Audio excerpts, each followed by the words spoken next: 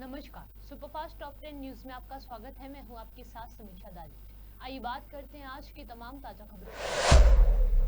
जम्मू कश्मीर में इन दिनों पाकिस्तान से घुसपैठ करके आए आतंकवादी दहशत फैलाने में जुटे हैं।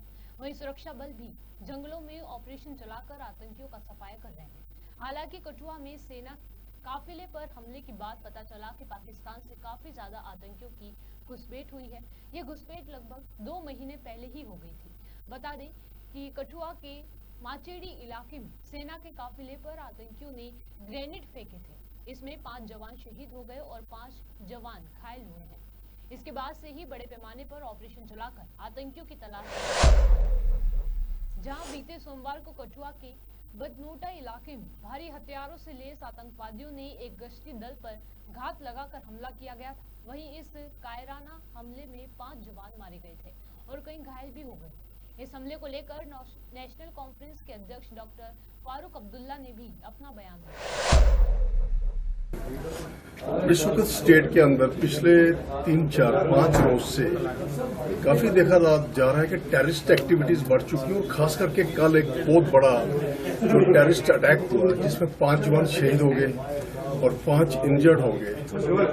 आपने हमेशा टेररिज्म के खिलाफ जंग लड़ी है, आप इस पे क्या कहोगे कि ये जो मैं कहता हूँ, देखिए सबसे बड़ी चीज ये है कि टेररिज्म किसी को मदद नहीं करेगी। अगर वो मुल्क जो इनको भेज रहा है हमारा पड़ोसी और ये समझता है कि इससे वो यहाँ की तब्दीली लाएगा, वो नहीं होगा, ये फेल हो जाएंगे। आज 5 जवानों ने शहादत दे दी है, 5 सीरियसली अस्पताल में है। क्या इससे बॉर्डर बदलेगा? क्या इससे, बल्कि इससे तो मुझे डर ये है कि कहीं हमारे लोगों का वो लावा इतना बढ़ जाए कि हम लोगों को लड़ाई पे आने पड़ा। उनको ये देखना चाहिए पहले ही वो बर्बाद हो गए हैं और लड़ाई दोनों मुल्कों के लिए तबाही ही लाएगा, कुछ और नहीं लाएगा।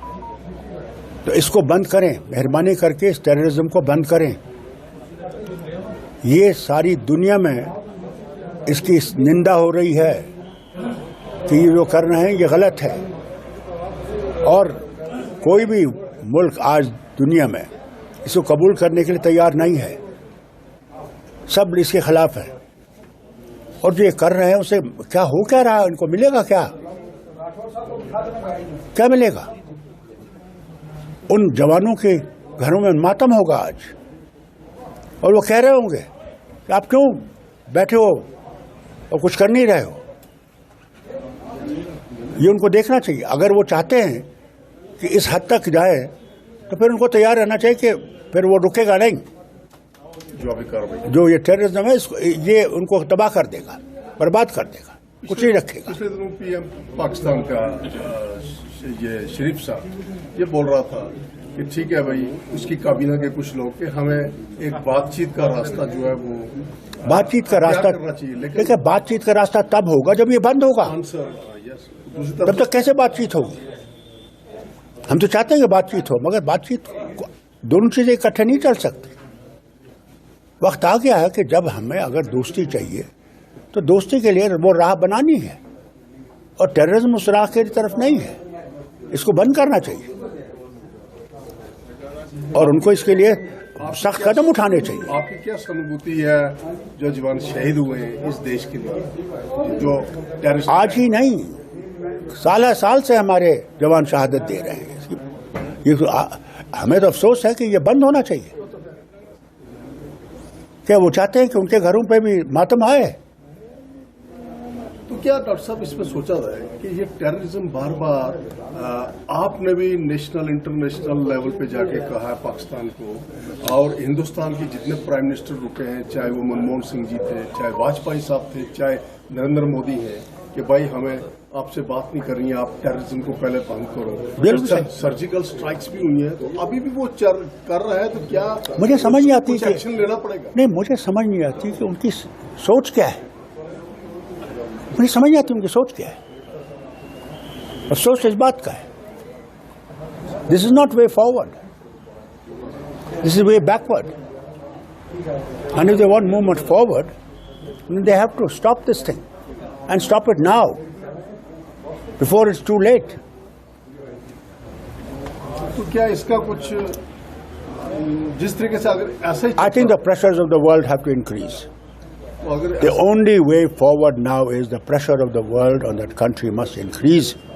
That this is not path to peace. This is path to destruction. Stop it now. And those friends of इस पुंछ के इलाके में मैं सिर्फ सरकार से गुजारिश करूंगा कि साहब, एक तो सड़कों की हालत बहुत ख़राब है, इन सड़कों की हालत बेहतर करिए मेहरबानी करके, जल्दी से जल्दी, वो बहुत ज़रूरी है। दूसरी चीज़ जो है, मैं सरकार से गुजारिश करना चाहता हूँ, जो पावर टैरिफ ने बढ़ा रखा है उसने यहाँ की कमर को तोड़ दिया है लोगों की। पहले ही महंगाई आसमान से बात कर रही है। मैं इनसे गुजारिश करूँगा महंगाई को कम करने की कोशिश करें और बिजली के इस जो इन्हें बढ़ा रखा है इसको कम करिए, वापस ले जाइए, क्योंकि अगर लोग हैं तब जिंदगी है, लोग ही मर जाएंगे फिर क्या जिंदगी है। तीसरी चीज़ जो मैं इनसे कहूँगा वो ये है कि मेहरबानी करके अफसरों से कहिए वो ज़रा निकलें बाहर और लोगों की हालत देखें, कहाँ का क्या हालत है, उनकी मदद करें, मुश्किलें दूर करें। वही एक रास्ता है हम लोगों को आगे बढ़ने का। तरक्की तब होगी जब देश सचमुच लोग देख सकेंगे कि तरक्की हो रही है। आप 2-3 दिन से पुंछ के दौरे पे थे। अच्छा, मैंने देखा। आप लोगों से मिले और आपने कम्युनल हार्मोनी और भाईचारे के लिए लोगों को मैंने देखा। पहले ही यहाँ भाईचारा बहुत है।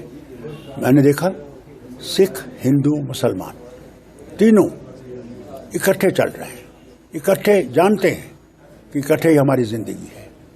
फिर मुसलमानों में मैंने देखा इमामगाह में शिया तबका है, मुहर्रम का ज़माना है, वहाँ भी मैंने देखा कितना मिलन है सब में, कितनी एक दूसरे की मदद कर रहे हैं। ये बहुत बड़ी चीज़ है, इसको कायम रखना बहुत ज़रूरी है। मैं समझता हूँ देश में इसकी बड़ी आवाज़ है आज, और उसी ने जिस इलेक्शन में भी दिखा दिया, जो पार्लियामेंट्री इलेक्शन है, कि नफरतें जीत नहीं सकती, मोहब्बत जीत सकती है, और उस मोहब्बत को कायम रखना बहुत ज़रूरी है। हाथरस भगदड़ हादसे को लेकर विशेष जांच टीम ने 300 पन्नों की जांच रिपोर्ट सबमिट कर दी है। 2 जुलाई को साकार विश्व हरि उर्फ भोले बाबा के सत्संग में भगदड़ के बाद 121 लोगों की मौत हो गई।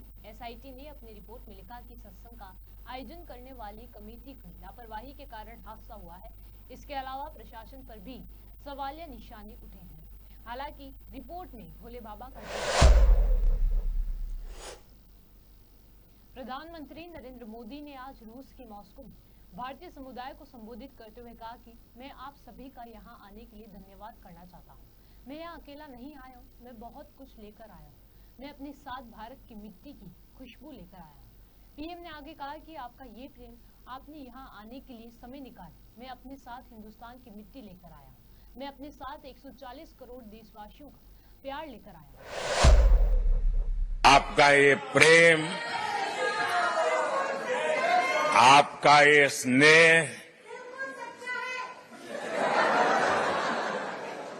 आपने यहां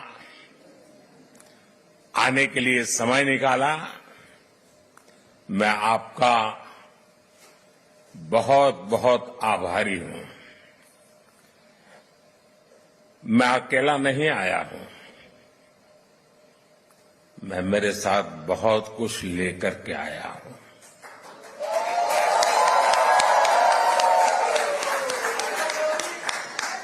मैं अपने साथ हिंदुस्तान की मिट्टी की महक लेकर के आया हूं। मैं अपने साथ 140 करोड़ देशवासियों का प्यार लेकर के आया हूं।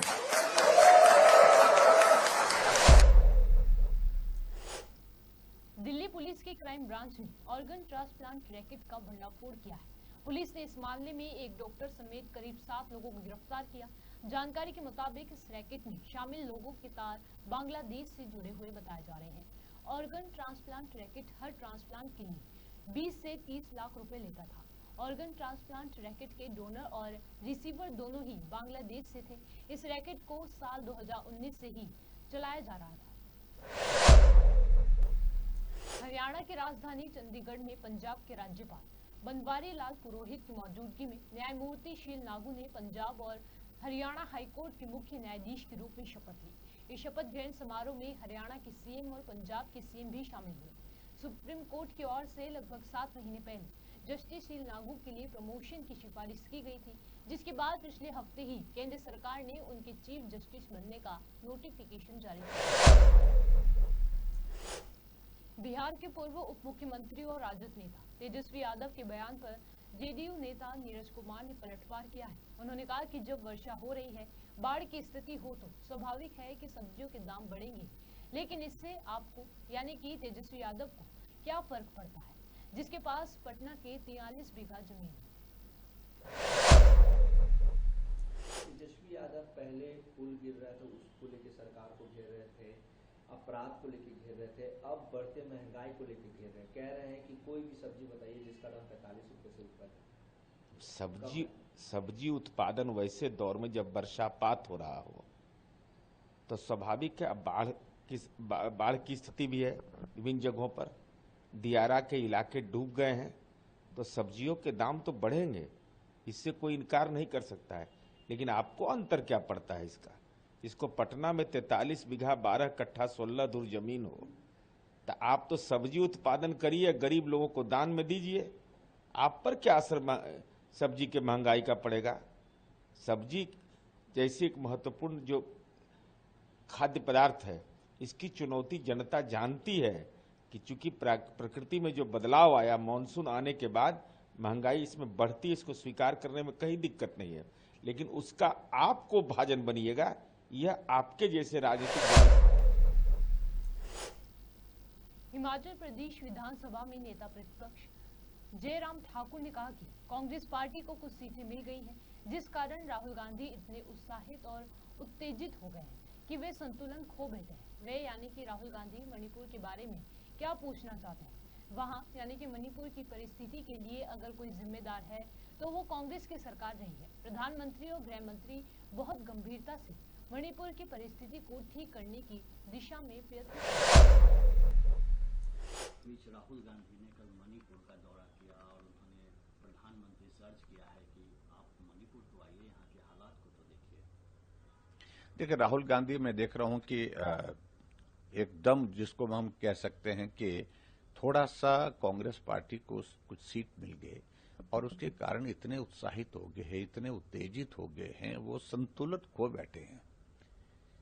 मैं ये करूं, मैं वो करूं, इस तरह से उछल कूद में सारी चीजों को लेकर के जो बातें वो कह रहे हैं। मणिपुर के बारे में क्या पूछना चाहते हैं? नॉर्थ ईस्ट में क्या होता रहा, कितने लोगों की हत्याएं हुई, और वहां की सारी परिस्थिति के लिए अगर जिम्मेवार है तो कांग्रेस की गवर्नमेंट रही है, कांग्रेस का नेतृत्व हो रहा है। कितने समय से वहां पर टर्मोइल चलता रहा, कितने समय से वहां पर ऐसी परिस्थितियां बनी कि नॉर्थ ईस्ट में जीना मुश्किल हो गया तो लोगों का। अगर आज वहां पर शांति है, सारी चीजें ठीक चल रही हैं, और जहां मणिपुर के बारे में कह रहे हैं, सरकार बहुत गंभीरता से, प्रधानमंत्री जी, गृह मंत्री जी गंभीरता से उस दिशा में प्रयत्न कर रहे हैं, और निश्चित रूप से मुझे लगता है कि चीजें ठीक होंगी और निश्चित रूप से ठीक होकर के रहेंगी। लेकिन नॉर्थ ईस्ट को सबसे ज्यादा तबाह किया, डिस्टर्ब किया है तो कांग्रेस की गवर्नमेंट जो लंबे समय तक सत्ता में रही उस दौरान। जम्मू कश्मीर के कठुआ में सोमवार को बड़ा आतंकी हमला हुआ। घात लगाकर बैठे आतंकियों ने सुरक्षा बलों की गाड़ी को निशाना बनाया। हमले में 5 जवान शहीद हो गए। आतंकियों की इस कायराना हरकत पर देश भर में गुस्से का माहौल है। Retired major general GD Bakshi ने इस आतंकी हमले की निंदा की। हमने पाकिस्तान को जब इतनी वारदातें हो गई हैं, मेरा सिंपल सीधा सवाल, आप रक्षात्मक होकर क्यों लड़ रहे हो? अब समय आ गया है साहब कि इनको ऐसी मार लगाई जाए कि ये कहीं छठी का दूध याद आ जाए। अब नक्शा बदलने का वक्त आ गया है। मेरा विश्वास है कि अगर सरकार हमारी सेना के हाथ खोल दे हाथ, वो दिखाएगी आपको वो क्या कर सकती है। अब हमको पार जाके मारना पड़ेगा साहब, पाकिस्तानी फौज की लाशें बिछानी पड़ेंगी ताकि पंजाब में मातम मने। एक फटीचर मुल्क जो कि इकोनॉमिक कोलैप्स की कगार पे है, उसकी इकोनॉमिक तबाही होने की है, 2 रोज की रोटी नहीं खिला पा रहा अपने लोगों को, वो अब भारत को छेड़ना चाहते हैं। ये गांधीगिरी बाद में होती रहेगी, कहीं और होती रहेगी। अब हाथ खोलने का समय आ गया है, करारी मार लगाने का समय, क्योंकि लातों के भूत बातों से नहीं मानते। अभी खबर आई है कि हमारा एक आर्मी का पेट्रोल जो गाड़ियां जा रही थी उनके ऊपर टेररिस्ट ने मछोड़ी के इलाके में, जो कि कठुआ से 150 किलोमीटर इस तरफ है और घना जंगल का इलाका है, वहाँ पे टेररिस्ट ने एम्बुश लगाया था और सडनली फायर खोला, जिसमें कि हमारे 4 जवान शहीद हुए हैं, 6 के घायल होने की खबर आई है। एकदम काउंटर एक्शन लिया हमारे जवानों ने, उन्होंने टेररिस्ट पे फायर किया जो कि वहाँ से भाग गए हैं। और ये अभी प्रिलिमिनरी रिपोर्ट्स हैं, डिटेल्स अभी तक आए नहीं हैं।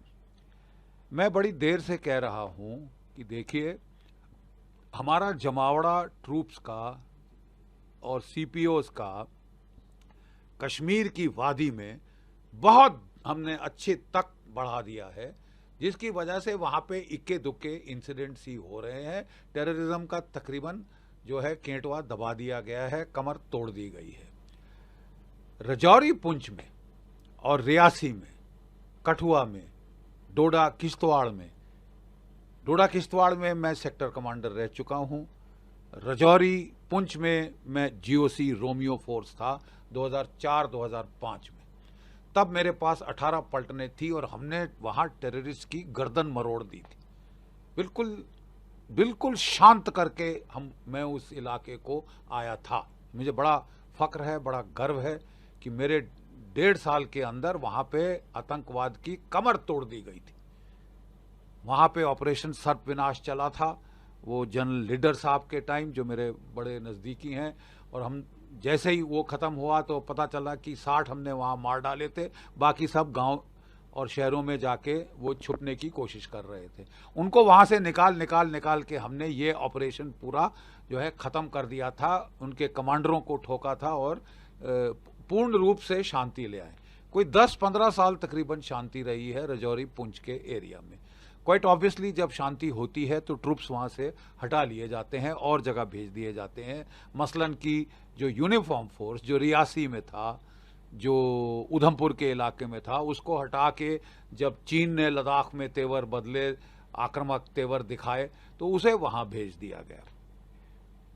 नतीजन एक गैप था रजौरी, पुंछ, रियासी, कठुआ और इस इलाके में, जहां ट्रूप डेंसिटी ऑब्वियसली कम कर दी गई थी, क्योंकि वहां कमर तोड़ दी गई थी आतंकवाद की 2004-2005 में, 10 साल पहले। विद अ कॉम्बिनेशन की फेंस बन गया, सर्पनाश हुआ, फिर हमारे ऑपरेशंस हुए और टोटल इनको मतलब खलास कर दिया था हमने, और पूर्ण शांति आ गई थी। लोग पिकनिक शिकनिक जा रहे थे वहाँ पे, सिविलियंस, और सब इनके आतंकी इंसिडेंट्स खत्म कर दिए थे, खलास। 10-15 साल ऐसा रहा, लोग निश्चिंत हो गए और वहाँ से ट्रूप्स हटा दिए गए, गैप बना, दुश्मन ने देखा, अब वो पूरा फायदा उठाने की कोशिश कर रहा है। एक चीज और मैं बताना चाहता हूं, मैं बड़ी देर से निवेदन कर रहा हूं सरकार को कि जब कोविड का दौर चला था, 3 साल हमारी फौज में सब भर्ती बंद कर दी गई। 3 साल, हर साल 60,000 बंदे रिटायर होते हैं। मतलब कि 3 साल के अंदर हमने 1,80,000 भारतीय सैनिक खत्म, खलास, कम कर दिए। अब साहब मुझे समझ नहीं आ रहा, हमारे खतरे बढ़ रहे हैं चीन के साथ, पाकिस्तान के साथ, तो हम ये फौज को काटने का ये क्या भूत सवार हो गया है, मुझे समझ नहीं आता इसकी वजूहत क्या है। कि बहुत बड़ी फौज है, बहुत भत खा रही है, थूक लगा रही है सरकार को, लड़ रहे हैं आपके लिए, मर रहे हैं, थूक नहीं लगा रहे। और जब खतरे बढ़ रहे हैं हम अपनी मैन पावर काटनी शुरू करें, जबकि हमारी सारी लड़ाई चीन के साथ अगर होती है तो हिमालय के पहाड़ों में होगी। पाकिस्तान के साथ होती है तो फिर पूरा कश्मीर में सारे जो पहाड़ हैं, लो हिल्स हैं, जंगल्स हैं, वहां पे होगी। माउंटेन्स ईट अप ट्रूप्स। अगर नॉर्मल हमले के लिए 1/3 की रेशियो चाहिए, 1:3, पहाड़ों में 1:10 की रेशियो चाहिए। आपको पहाड़ों में लड़ना है, then you need to increase manpower. हम बातें बड़ी बड़ी कर रहे हैं लेकिन वहां पे दूसरी तरफ फौज काट रहे हैं। हमें बोला जा रहा है कि बहुत खर्चा हो रहा है मैन पावर पे, हम हथियार खरीदना चाहते हैं।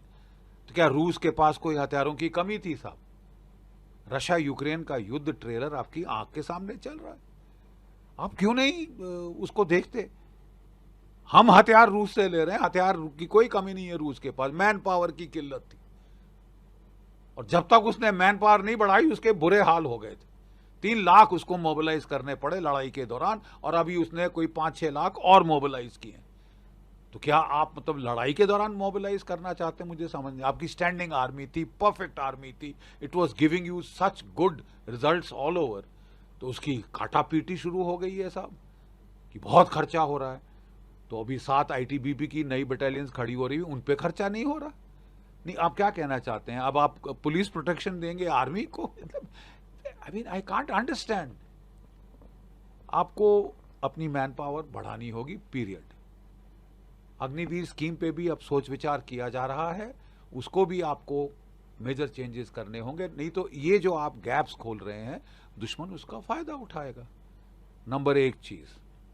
नंबर 2 चीज, हम जब खासकर मैन पावर की किल्लत है तो हम रक्षात्मक होके क्यों लड़ रहे हैं कि बचाओ बचाओ करो, अपनी तरफ करो? अरे साहब, मोदी 2.0 सरकार ने पहले सर्जिकल स्ट्राइक की थी, कई महीने पाकिस्तान चुप्पी साध के बैठा। फिर जब उसने फिर चुलबुली दिखाई तो हमने एयर स्ट्राइक करी 80 किलोमीटर अंदर बालाकोट में, और 200-250 टेररिस्ट वहां मारे थे। और 1-1.5 साल पाकिस्तान चुप रहा, रोता हुआ चीन की तरफ गया, मेरे आका मुझे बचाओ। और चीन ने फिर दबाव डालने की कोशिश करी लद्दाख में, उसको उल्टे बांस बरेली को पड़ गए। हमने पाकिस्तान को जब इतनी वारदातें हो गई हैं, मेरा सिंपल सीधा सवाल, आप रक्षात्मक होके क्यों लड़ रहे हो? 4 साल से सीज फायर दिया हुआ है पाकिस्तान को। सीज फायर क्यों? सबसे अच्छा दोस्त है हमारा। What do they bloody need a cease fire for? अब समय आ गया है साहब कि इनको ऐसी मार लगाई जाए कि ये कई छठी का दूध याद आ जाए। और हमारी फौज कर सकती है, बशर्ते कि आप उसको बोले कि नहीं सिर्फ राइफल से लड़ोगे, भारी हथियार इस्तेमाल क्यों नहीं करेंगे? वो रिपब्लिक डे परेड के लिए। मेरा विश्वास है कि अगर सरकार हमारी सेना के हाथ खोल दे हाथ, वो दिखाएगी आपको वो क्या कर सकती है,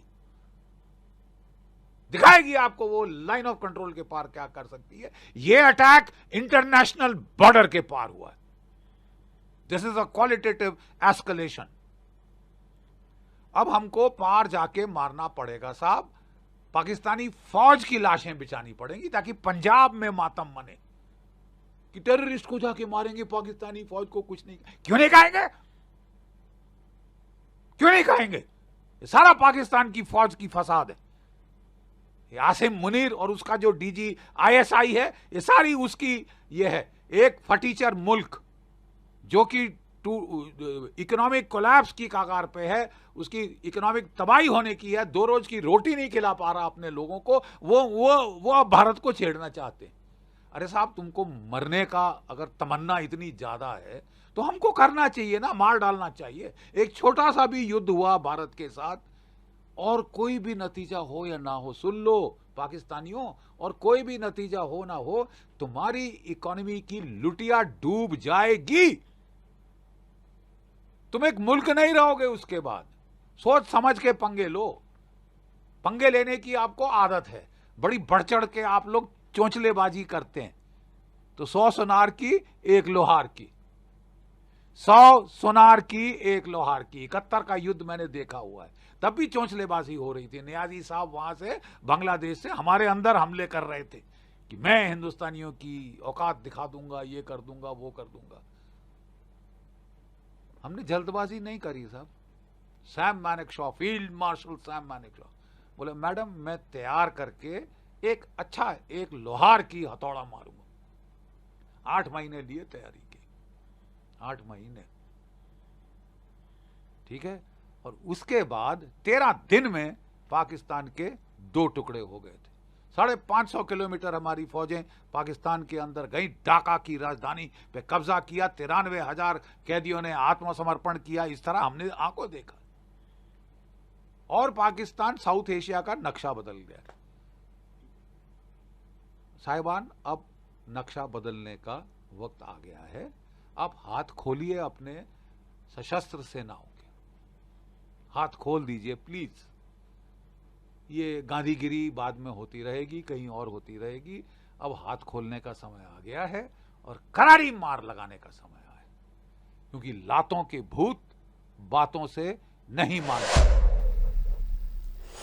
मुंबई और आसपास के इलाकों में लगातार बारिश हुई, जिससे उपनगरीय ट्रेन सेवाएं और हवाई यातायात बाधित हुआ। महानगर में सामान्य जनजीवन प्रभावित हुआ है। यहाँ शॉर्ट सर्किट के कारण एक बुजुर्ग महिला की जलने से मौत हो गई। वहीं सोमवार को लोगों को जलभराव वाली सड़कों से गुजरना पड़ा और यातायात में व्यवस्था का सामना करना पड़ा। सुपरफास्ट टॉप 10 न्यूज में आज के लिए सिर्फ इतना ही। देश और विदेश की तमाम बड़ी खबरों से जुड़े रहने के लिए देखते रहिए पॉपुलर टीवी। धन्यवाद।